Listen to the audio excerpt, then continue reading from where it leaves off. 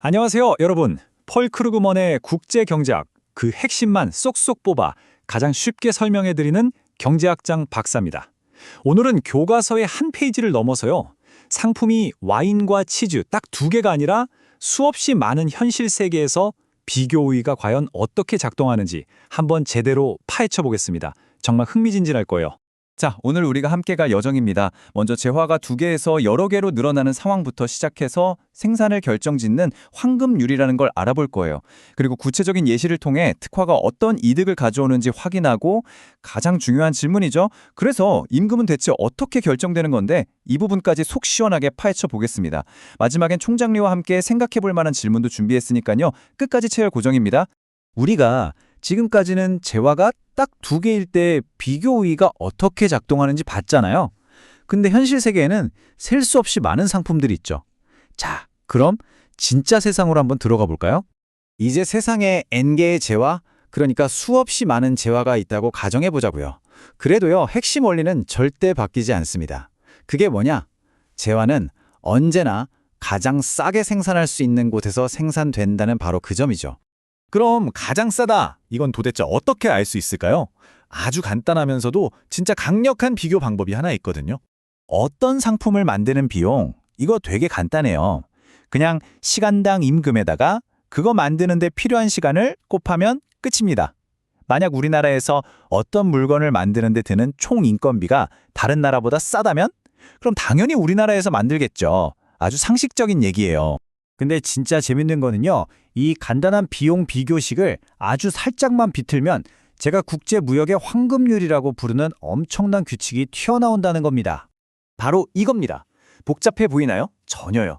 쉽게 말해서 어떤 나라의 생산성 이점이 임금 부담보다 크면 그냥 그 나라가 그 물건을 만드는 거예요. 이 간단한 부등식 하나로 전 세계 생산 지도가 쫙 그려지는 거죠. 이게 실제로 어떻게 돌아가는지 구체적인 예를 들어서 한번 보시죠. 자, 이제 좀 더 구체적인 예시로 들어가 볼게요.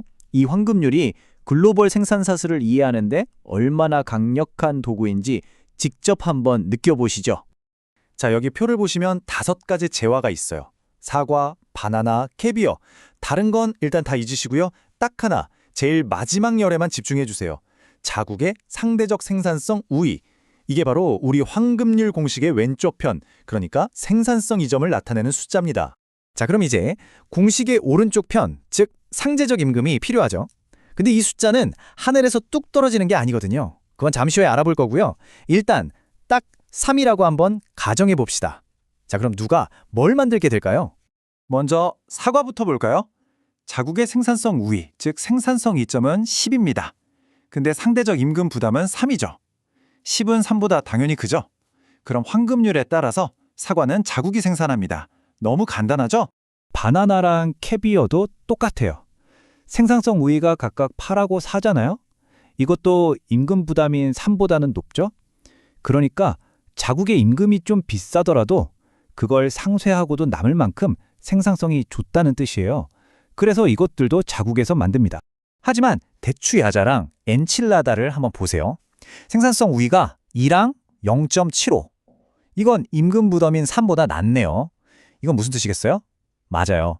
이건 굳이 비싼 임금 줘가면서까지 우리나라에서 만들 만큼 생산성이 좋지는 않다는 거죠. 그래서 이 두 개는 외국에서 생산하게 되는 겁니다. 자, 결과를 보세요. 진짜 깔끔하게 딱 떨어지지 않나요? 자국은 생산성이 높은 것들만 쫙 만들고 외국은 나머지를 만드는 아주 명쾌한 분업 구조. 이게 바로 국제 분업이 나타나는 순간입니다. 근데 이렇게 나라마다 잘하는 것만 따로 만드는 거, 이게 그냥 보기 좋으려고 하는 게 아니에요. 바로 여기에 관련된 모든 나라가 이득을 보는 무역의 이득의 비밀이 숨어 있습니다. 한번 상상해 보세요. 만약 우리나라가 굳이 생산성도 낮은 엔칠라다를 만들겠다고 고집을 부렸다면 그 시간에 훨씬 더 많이 만들 수 있는 사과 생산을 포기해야 했을 거 아니에요? 바로 그게 자원의 낭비인 거죠.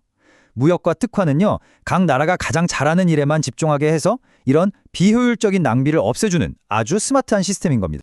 자, 그런데 여기서 아직 풀리지 않은 아주 중요한 질문이 하나 남아있죠.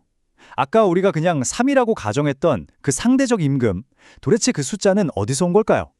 정답은 바로 시장입니다. 임금은 기본적으로 노동에 대한 수요와 공급으로 결정되잖아요. 여기서 진짜 핵심은 이 수요가 그냥 생기는 게 아니라는 점이에요. 전 세계 소비자들이 사과를 원하니까 그 사과를 만드는 자국 노동력에 대한 수요가 생기는 거죠. 이걸 경제학에서는 파생 수요라고 부릅니다. 상품에 대한 수요가 노동에 대한 수요를 파생시킨다는 뜻이죠. 이걸 계단 오르기라고 하면 생각해 보세요. 자, 우리나라의 상대적 임금이 너무 높아요. 그럼 누가 우리나라 노동자를 쓰겠어요? 아무도 안 쓰죠. 수요는 0, 바닥입니다. 그런데 임금이 10 아래로 딱 떨어지는 순간 전 세계에서 이런 소리가 들리는 거죠. 이제 자국에서 사과 만드는 게 제일 싸네? 하면서 사과 생산 주문이 우리나라로 몰려들어요. 노동 수요가 계단을 한 칸 껑충 하고 오르는 겁니다. 그리고 임금이 8, 4 아래로 계속 떨어질 때마다 바나나, 캐비어 시장까지 우리가 가져오면서 수요 계단을 한 칸 한 칸 계속 올라가는 구조인 거죠. 바로 이 계단 모양이 노동에 대한 상대 수요 곡선, 즉 RD 곡선이 되는 겁니다. 그럼 균형 임금은 어디서 결정될까요? 바로 이 계단 모양의 수요 곡선이랑 노동의 상대 공급 곡선, RS 곡선이 만나는 바로 그 지점에서 결정되는 거죠. 근데 공급 곡선은 왜 저렇게 뻣뻣하게 수직으로 서 있을까요? 그건 이 모델에서는 분석을 좀 단순하게 하려고 각 나라의 총 노동자 수는 임금이 오르든 내리든 그냥 딱 정해져 있다, 고정되어 있다고 가정하기 때문이에요. 자, 그럼 오늘 우리가 함께 차곡차곡 쌓아올린 이 논리의 성을 한번 쫙 정리해 볼까요?